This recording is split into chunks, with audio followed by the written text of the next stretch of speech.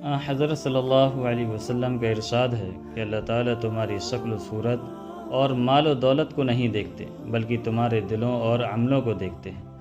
حضور علیہ السلام کے اس ارشاد مبارک کی روشنی میں جب ہم غور و فکر کرتے ہیں تو ہمیں نظر آتا ہے کہ بہت سے حسین و جمیل اور صاحب ثروت لوگ بارگاہ خداوندی میں ایک کوڑی کی بھی حیثیت نہیں رکھتے، جیسا کہ ابو لہب اور قارون۔ اس کے برعکس بہت سے بدصورت، بدشکل، غریب، نادار لوگ ایسے ہوئے ہیں کہ وہ بارگاہ خداوندی میں اپنی محبوبیت اور قدر و منزلت کی وجہ سے رشک ملائکہ بن جاتے ہیں۔ ایسے لوگوں میں سے ایک بزرگ بنی اسرائیل میں گزرے ہیں جنہیں لقمان کہا جاتا ہے۔ یہ حضرت ایوب علیہ السلام کے بھانجے یا خالہ زاد بھائی تھے۔ تقریباً 1000 برس عمر پائی۔ آپ نے حضرت داؤد علیہ السلام کا زمانہ نبوت پایا تھا، ان سے ملاقات بھی کی تھی اور علم بھی حاصل کیا تھا۔ آپ حضرت داؤد علیہ السلام کی بعثت سے پہلے فتویٰ دیا کرتے تھے۔ حضرت داؤد علیہ السلام کی بعثت کے بعد فتویٰ دینا بند کر دیا اور فرمایا، جناب داؤد کی بعثت کے بعد اب مجھے فتویٰ دینے کی ضرورت نہیں رہی۔ ایک قول یہ بھی ہے کہ آپ بنی اسرائیل کے قاضی تھے، مصر کے رہنے والے تھے۔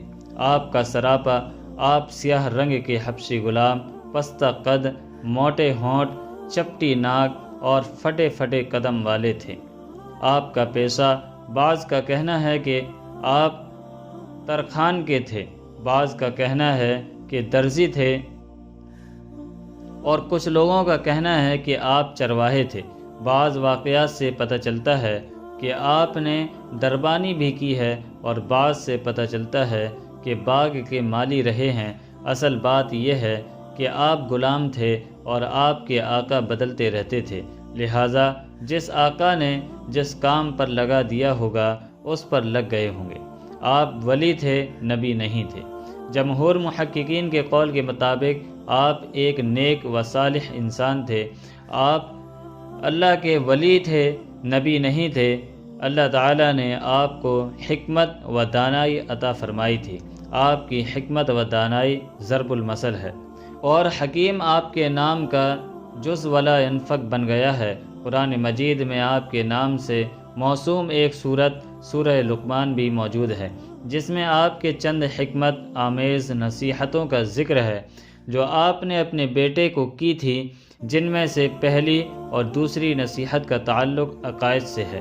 پہلی نصیحت، بیٹا اللہ کے ساتھ کسی کو شریک نہ ٹھہرانا، کیونکہ اللہ کے ساتھ کسی کو شریک ٹھہرانا ظلم عظیم ہے۔ دوسری نصیحت، بیٹا اگرچہ کوئی چیز رائی کے دانے کے برابر ہو، پھر وہ بھی خواہ کسی پتھر میں ہو یا آسمانوں میں ہو یا زمین میں، اسے اللہ تعالیٰ لا حاضر کریں گے۔ بے شک اللہ تعالیٰ بڑے باریک بین اور خبردار ہیں۔ اس نصیحت کا حاصل یہ ہے کہ اس بات کا پختہ اعتقاد رکھا جائے کہ آسمان و زمین اور ان کے اندر جو کچھ ہے، اس کے ایک ایک ذرے پر اللہ تعالیٰ کا علم بھی محیط اور وسیع ہے، اور اس کی قدرت بھی کامل ہے۔ چھوٹی سے چھوٹی ہو جو عام نظروں میں نہ آ سکتی ہو، اسی طرح کوئی چیز کتنی ہی دور دراز پر ہو، اسی طرح کوئی چیز کتنی ہی اندھیروں اور پردوں میں ہو، اللہ تعالیٰ کے علم و نظر سے نہیں چھپ سکتی۔ وہ جس کو جب چاہیں جہاں چاہیں حاضر کر سکتے ہیں۔ تیسری نصیحت، اس کا تعلق اصلاحی عمل سے ہے اور یہ ہے کہ بیٹا نماز پڑھا کر۔ چوتھی نصیحت، اس کا تعلق اصلاح خلق سے ہے اور وہ یہ ہے کہ بیٹا اچھے کاموں کی نصیحت کرتے رہنا، برے کاموں سے منع کرتے رہنا، اور جو مصیبت تم پر آئے اس پر صبر کرنا، یقین مان یہ بڑی ہمت کے کاموں میں سے ہے۔ پانچویں نصیحت، اس کا تعلق آداب معاشرات سے ہے اور وہ یہ ہے کہ لوگوں کے سامنے اپنے رخسار نہ پھیلانا اور زمین پر اترا کر یعنی اکڑ کر نہ چلنا۔ اللہ تعالیٰ کسی تکبر کرنے والے، فخر کرنے والے کو پسند نہیں فرماتے، اور اپنی رفتار میں میانہ روی اختیار کر اور اپنی آواز کو پست کر، شور شرابہ نہ کر، بے شک آوازوں میں سب سے بری آواز گدھے کی ہے۔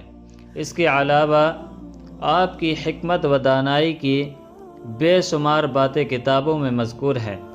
حضرت وہب بن منبہ کہتے ہیں کہ میں نے آپ کی حکمت کے 10,000 سے زائد ابواب پڑھے ہیں۔ صاحب تفسیر روح المعانی علامہ آلوسی رحمۃ اللہ علیہ نے آپ کی بہت سی حکمت آمیز باتیں ذکر فرمائی ہیں، موقع کی مناسبت سے ہم یہاں نقل کر رہے ہیں۔ ہوا و حرص والا دل بدل دے، میرا غفلت میں ڈوبا دل بدل دے۔